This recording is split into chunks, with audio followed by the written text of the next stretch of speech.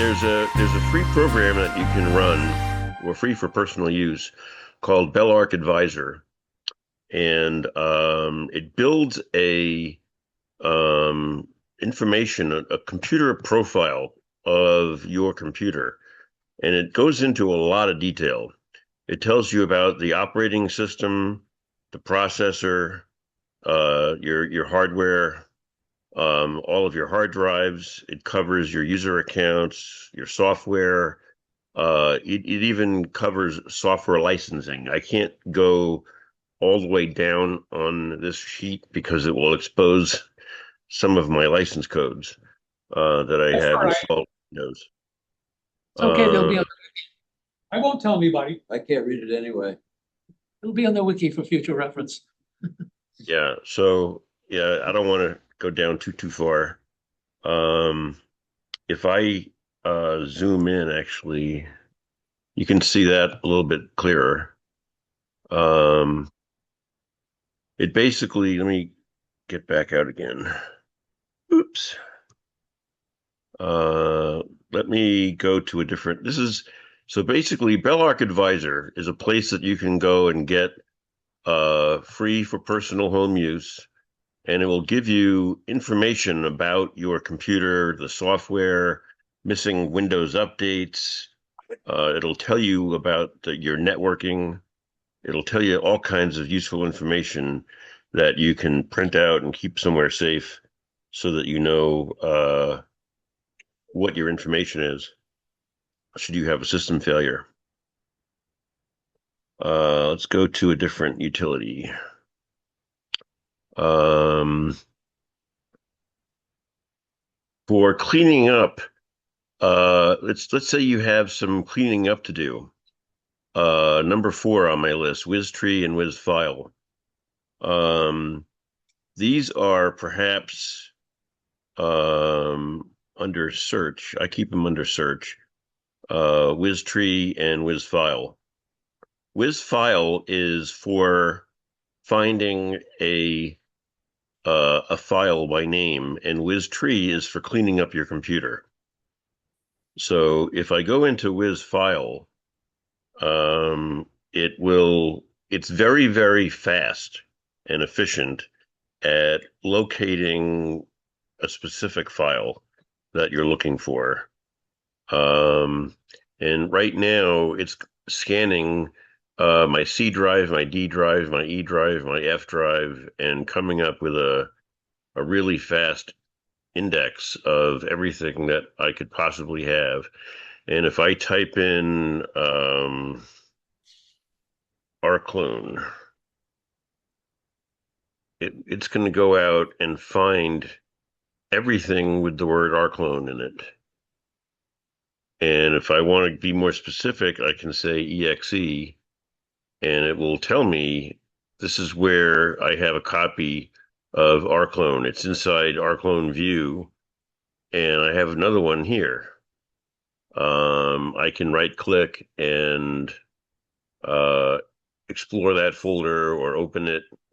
Um, it's a very good way of you can be specific and say that you want to find audio files, video files, executables. You can narrow the search field if you want. So if you're looking for something specific and you don't know where it is, you can go in and you can tell it select which hard drives you want it to look at so that you can specify where you want it to look. That's Wiz file. Wiz tree, we will go in and see is more for finding information about it wants me to restart it as administrator so that it can have more permissions. And this is going to tell me about my computer hard drive in more detail than you probably even want to know. And if I hit scan,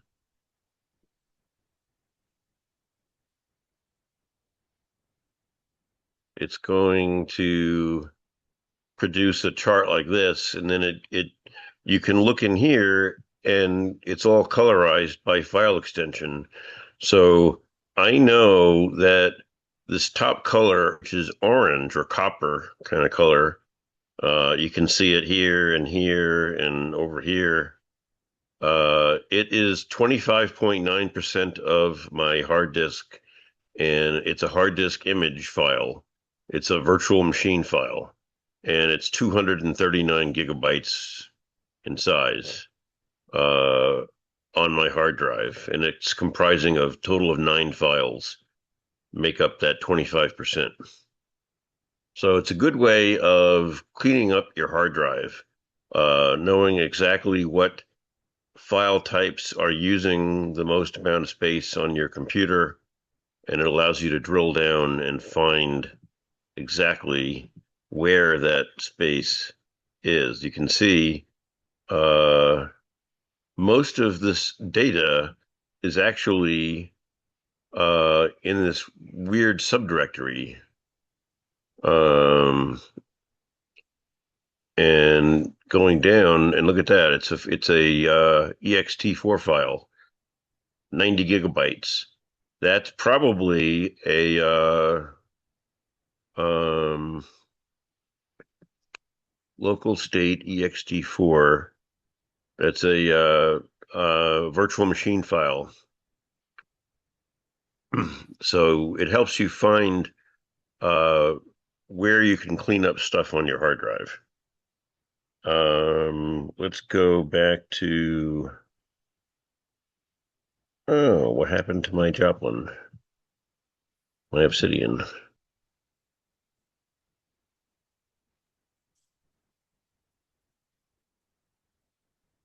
There we go.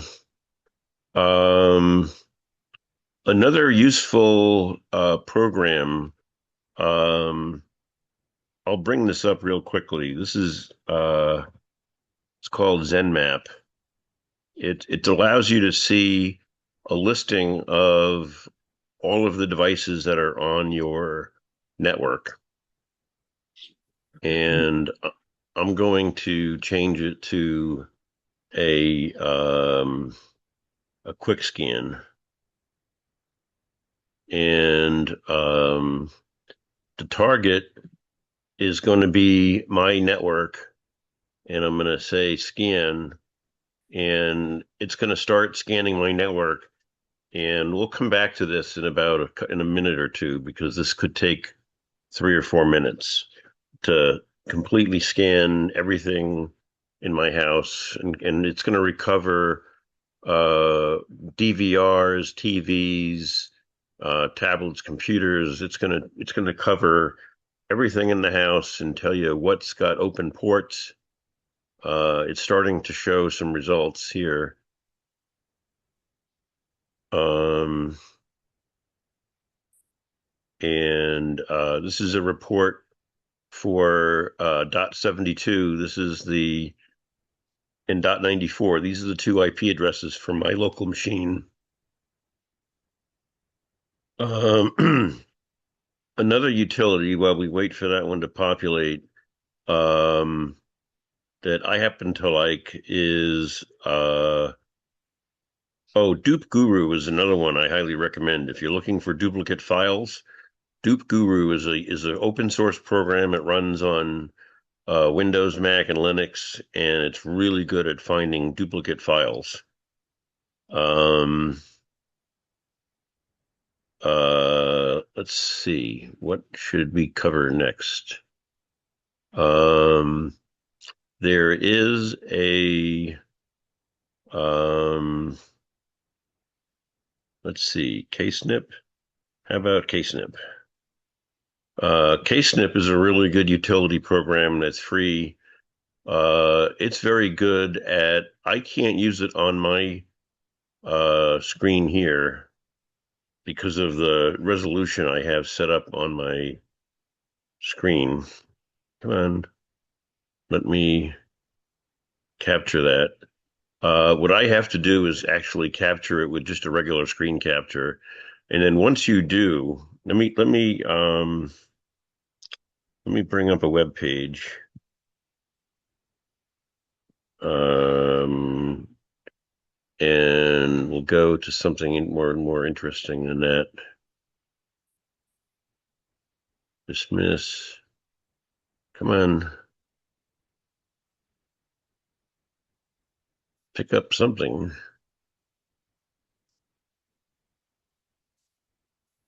These web pages don't want to open. There they go. There we go. Um, this is a utility that I just found the other day because I was providing some help for a friend of mine, and he told me about it. OneDriver, for those of you who use Linux or even Microsoft, because I think they have it for both platforms. Um, Basically, what it is it's an open source OneDrive connectivity tool, and here are the releases, and it's under source code. Yeah, so you have to go to your distribution to get it. Um, I think I installed this from my Linux distro. So, key features. Basically, it has files only get downloaded when you use them, as opposed to being a synchronization tool. So, if you have a Linux machine, if you're one of the people out there that uses Linux in any way, this utility called OneDriver allows you to have Microsoft OneDrive on your Linux machine. It's free. It works pretty decent. I've tried it out a couple of times, um, and I didn't know about it until recently. So this is a utility for those of you who are Linux people. Um, but if I were to um, grab, let me do a screen grab. Control and print screen. There we go. Let me grab some of the text here. Come on. There we go. Now, if I go into KSnip and I hit Control V, come on, Control V. No, it didn't work. No, I'm going to grab a small section of the screen. Then I'll go into KSnip. Come on.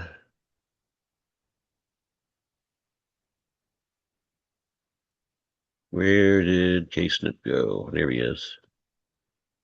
Show the editor and hit Control V. And now it put into the clipboard the text that I grabbed from the web page. And I have all these nice tools over here. I can add text to the screen by putting text on the screen, or I can draw arrows on the screen. I can draw boxes on the screen.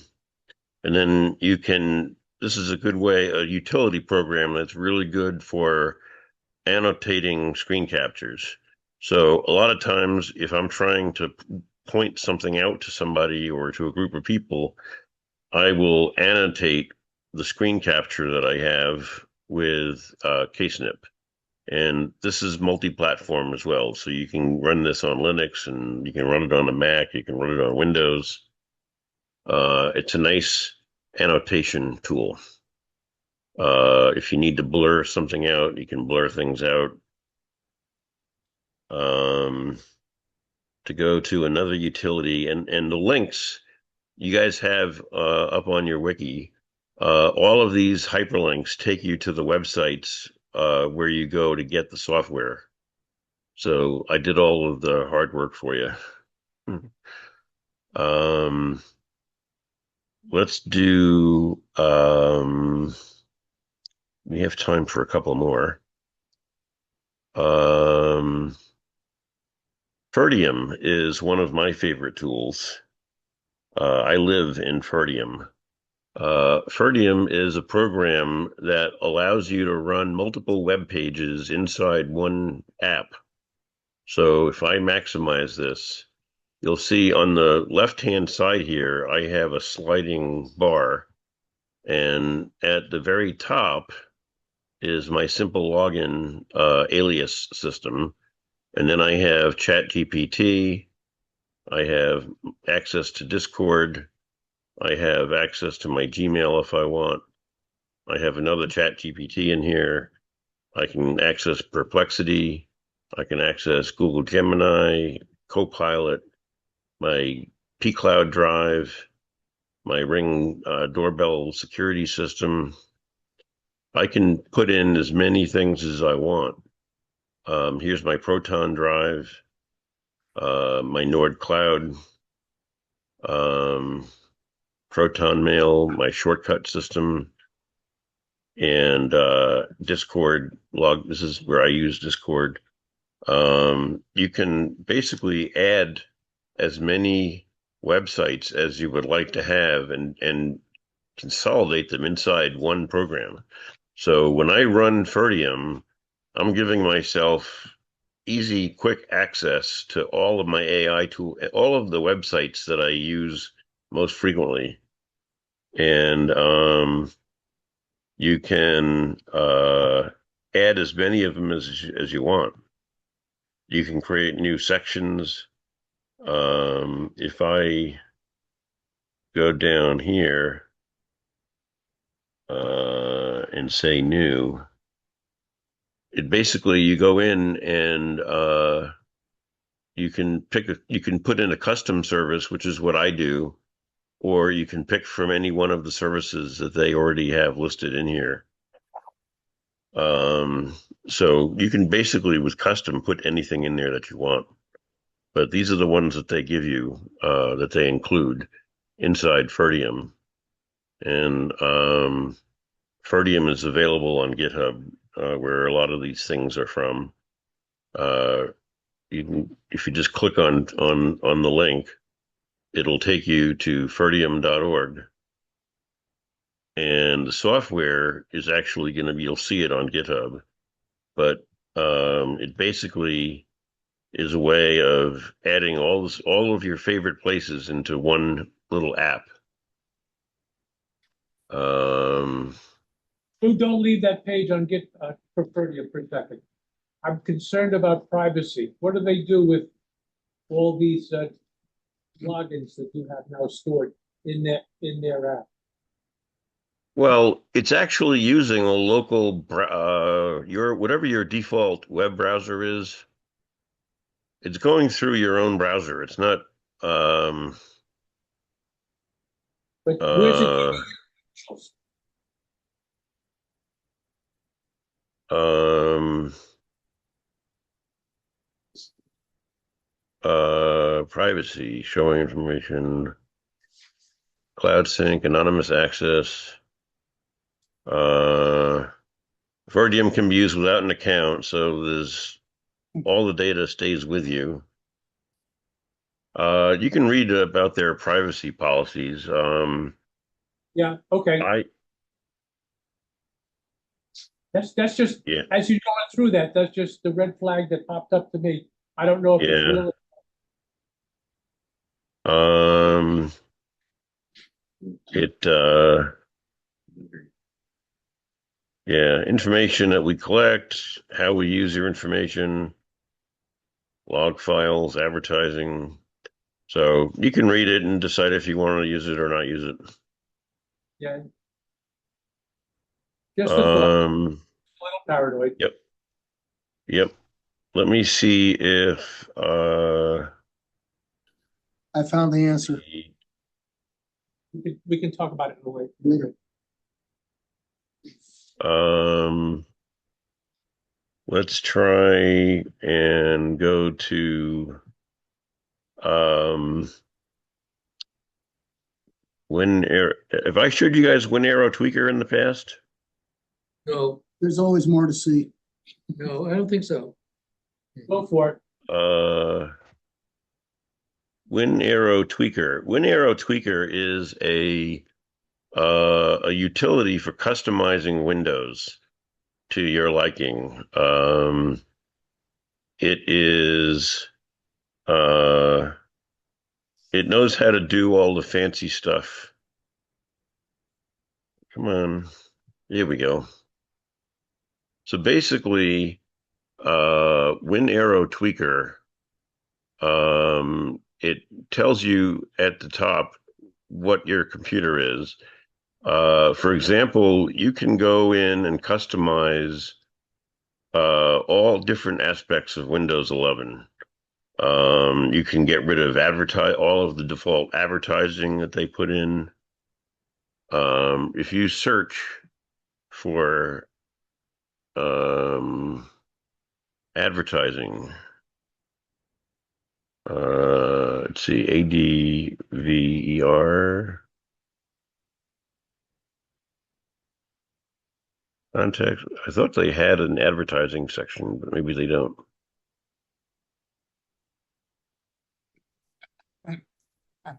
I guess not. You can go in and change the style of the way the menus look. You can change the scroll bars. You can change all kinds of behavior. And there's too many to go through in one session here. But if you get Win Arrow Tweaker, you can change almost anything you want in Windows. You can change things about the desktop and the taskbar, change the way all kinds of boot options. There's just all kinds of little tweaks. Sometimes people, when they open File Explorer, when you right click on something, you get this little tiny menu, and then you have to click on Show More Options to get to the full list. With Win Arrow Tweaker, you can choose in Windows 11 that you would like full context menus.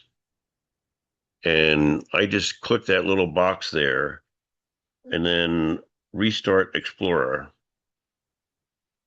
And now when Explorer finishes restarting, come on. There we go. So now if I open up a File Explorer instance and I right click on something as soon as I can,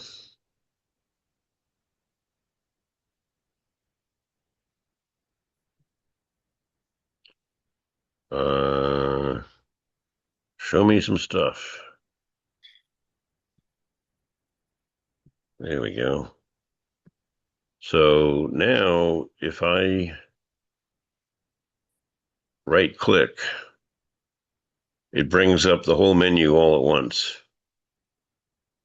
So I don't have to do more options. So those are the kinds of things that you can adjust inside with Win Arrow Tweaker. Drew, how is this different? How is this different from Power Toys or God Mode? Well, Power Toys are a bunch of individual programs that you run. This is actually modifying and customizing Windows. It's making registry changes and other changes behind the scenes that you can't see. Well, God Mode will let you do that, won't it? It lets you do some things. This packages it.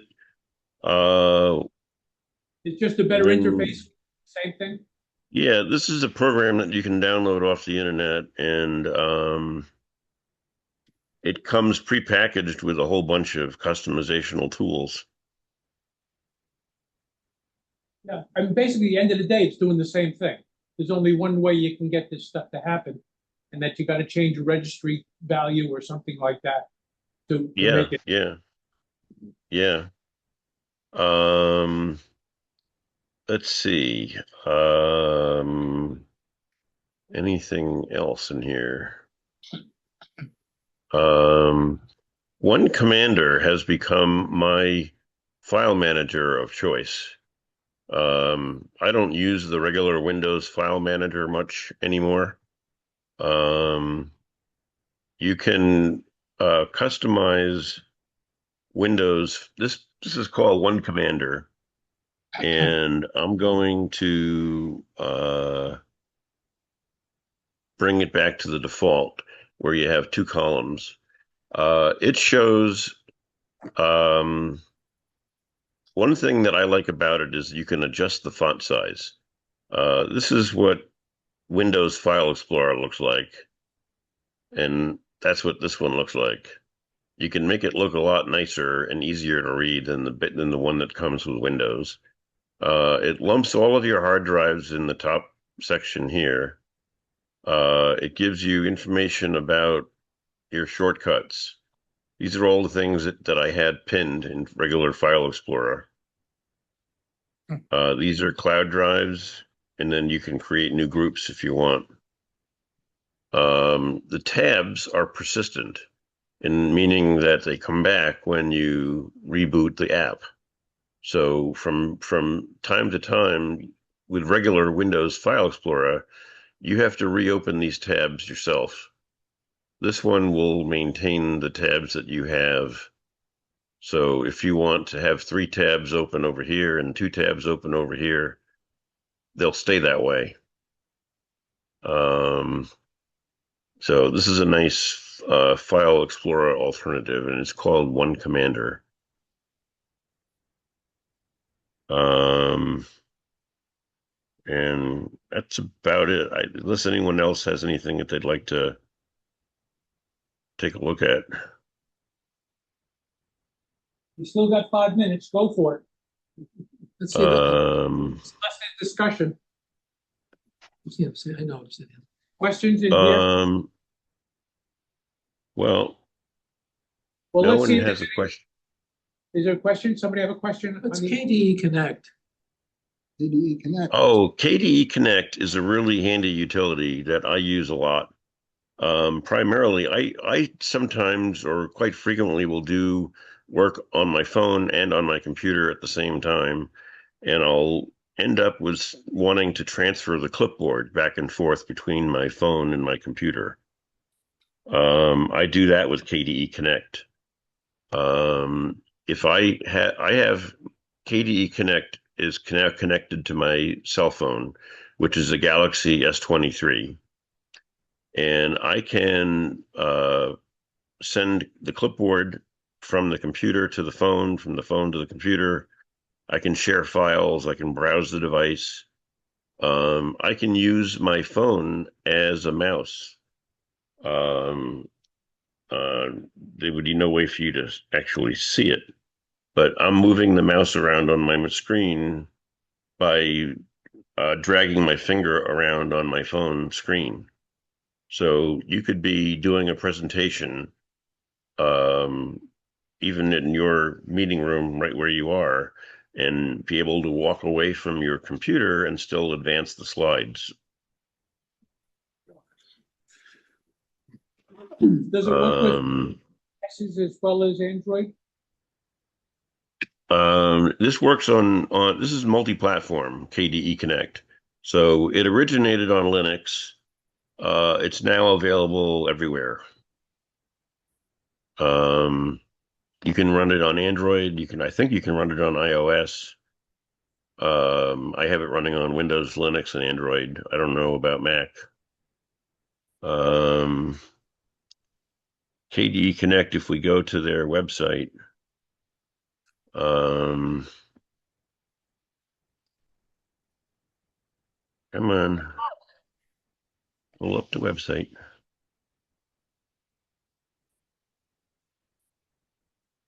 I use it primarily for transporting clipboards. Um, it allows you to share information between devices, and it allows you to see messages, control your music. Use it as a trackpad. And it helps you, let's see what kind of platforms it works on. If you say download somewhere, maybe it'll give us the platform list. Mac is included, Mac is included? yes, Yep, and it there we works with, go. and it works with iPhones. Yep, and it works on iOS. There we go. So this is a nice utility program that I use every day just to share the clipboard, send notifications back and forth between devices. Um, so yeah, definitely give it a shot. This is a good little utility program. Drew, do you know what chocolate, Um, excuse me? there's, under Windows, right over there, looks like there's a repository called Chocolatey. I have never heard Yes. of it. Do you know what that is or anything about it? Chocolatey is a software distribution repository. And I think Bob Pramack has something he wanted to share. I just simply have the information on what Chocolatey does. It has a community repository. The software is submitted by the official distribution points of the software, meaning the vendors. So it's not just community submissions. And it's from official vendor websites. And other than that, it's very similar to how Winget with its Uniget GUI repository works. And it's got over 7,500 packages. And you can install or update from that same repo. So it's just another repo. Also, WinArrow Tweak does have a section on behavior, then ads and unwanted apps.